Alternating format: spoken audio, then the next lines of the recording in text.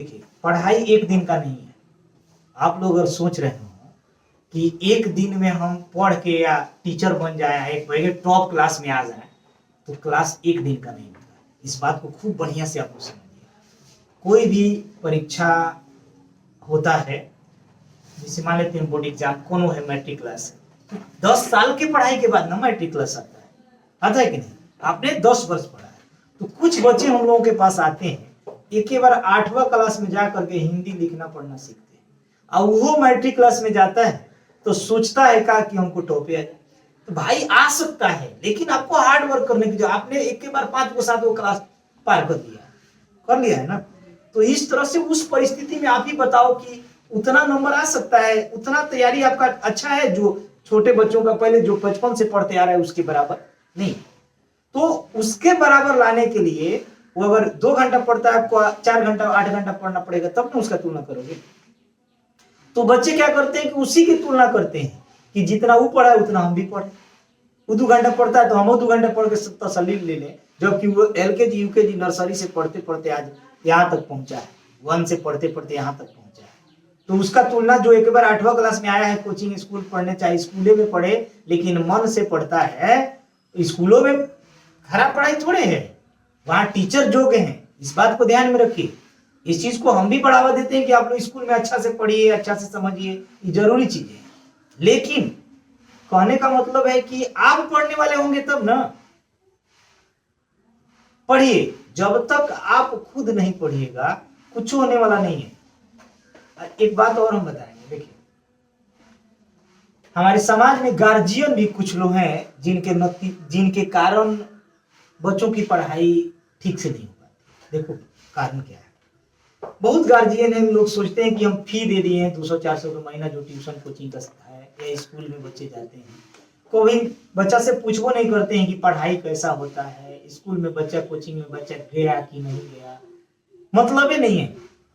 तो जिन लोगों के पास ऐसी मानसिकता है, जिन गार्जियन के पास ऐसा सोच है कि चलो बच्चा जहां मर्जी वहां पढ़ने जा रहा है, हमको उसे का मतलब, हम फीस दे देते हैं, कॉपी किताब खरीद देते हैं, तो आप सोचिएगा बच्चा आपका हो जाएगा क्या बढ़िया? नहीं होगा। यह गलत बात है, समझने की जरूरत है। जो भी गार्जियन है, अगर आप बच्चों को भेजते हैं कहाँ, किसी कोचिंग संस्थान में या ट्यूशन टीचर के पास या स्कूल में, तो जिम्मेवारी बनता है कि उनको पूछें कि बच्चा पढ़ रहा है कि नहीं पढ़ रहा है, सीख रहा है कि नहीं सीख रहा है। अधिकतर गार्जियन को देखे होंगे आप लोग, क्या करते हैं कि बच्चा से कहेंगे कि कहीं कोचिंग पकड़ लो, जाओ। वो क्या करेगा, बच्चा संगत खोजेगा कि किसके साथ हम जाएं, बस दोस्त कौन जाता है वो चल देगा, जाएगा। वो पहले से पढ़ता है तो क्या करेगा, वो सीखेगा, चाहे नहीं सीखेगा, अपना से तेज देख के होगा, उसके साथ बैठेगा, उसमें से उतारेगा, आएगा जाएगा, पैसा गार्जियन दे रहा है। तो आप बताओ उसको करने से आपका बच्चा तेज हो जाएगा पढ़ने में? नहीं होगा। ये सब समझने की जरूरत है। माता पिता भी का भी जिम्मेवारी बनता है कि बच्चा को हम कहाँ भेजे पढ़ने, कहाँ बच्चों के लिए उचित माहौल है। ये सब गार्जियन तो नहीं समझते। देखो जैसे अप्रैल महीना चलता है, इसमें कोचिंग स्कूल सब नया शुरू होता है सेशन, तो बच्चों का नामांकन किस कोचिंग संस्थान में कराएं, कहाँ कराएं, किस स्कूल में कराएं, कहाँ की पढ़ाई ठीक है, ये सब गार्जियन को सोचने की जरूरत है। कारण कि बच्चों का उम्र उतना नहीं होता, उतना समझ बच्चों का नहीं होता है कि बच्चे खुद का डिसीजन ले सके। यह उम्र जो होता है ना, इसमें बहुत सारी चीजें हैं जिसका उचित अनुचित बच्चों को पता नहीं होता। तो माता पिता का भी जरूरत पड़ता है कि वह सोचे समझे उस बात को कि कहाँ बच्चे के लिए अच्छा परिवेश है, कहाँ परिस्थिति अच्छा है, कहाँ कभी कभी हो सके तो कोचिंग जाओ, स्कूल में जाके माता पिता को देखने की जरूरत है। देखिए बच्चे भी बहुत सारे हैं, जैसे नया कोचिंग पकड़ते हैं, तो आप लोग एक जगह कोचिंग पकड़ लेना भी हमारे राय से उचित नहीं है।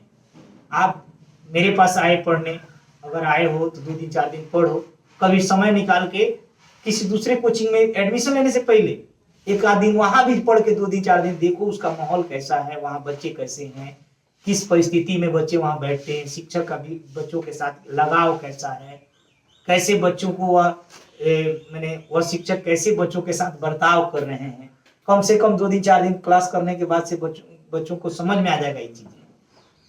तो उसके बाद कहीं अस्थिर हो जाओ, पढ़ो। यह सब बातें सोचने वाली है। ये नहीं है कि हम चलो एक आदमी पढ़ता है तो वहीं पे जाकर हम पढ़ने लगे, नहीं। मेरे पास भी ऐसा आने की जरूरत नहीं है। पहले आइए, आप समझिए, पढ़ाई देखिए, उसके बाद जाइए कहीं और देख लीजिए, जहां आपको उचित लगे वहीं पढ़िए। लेकिन ये सब चीजों को सीखिए, समझिए। केवल जाके बैठ के आ जाने से उसको पढ़ाई नहीं करते। बहुत सारे बच्चों के पास ये भी वो चीज रहता है कि वहां ज्यादा है, कोचिंग में बहुत ज्यादा बच्चे हैं तो वहां बहुत अच्छा पढ़ाई होता है। ये कोई जरूरी नहीं है। यह सब समझिए। बच्चों का देखिए, एक अच्छे कोचिंग संस्थान का रूल क्या होता है, एक अच्छे शिक्षक का रूल क्या होता है? बच्चों के साथ फ्रेंडली रहे, बच्चों के डाउट को क्लियर करे, समय समय से उससे बात करे, उसकी कमियों को देखे, उसको जांचे। हम ही टेस्ट लेते हैं, टेस्ट का रिजल्ट सुनाने में थोड़ा समय लगता है, जानते हो क्यों? हम हर बच्चा के कॉपी को चेक करते हैं कि बच्चा कहाँ तक पहुंचा है, उसका दिमाग कहाँ तक पहुंच रहा है, ताकि जब हम अगला चैप्टर पढ़ाएं उस समय इस सब को दूर करने का प्रयास करें कि वह आगे से यह गलती न करे। और माता पिता भी बच्चों को ज्यादा दबाव डालते हैं ना, ये सब उचित नहीं है।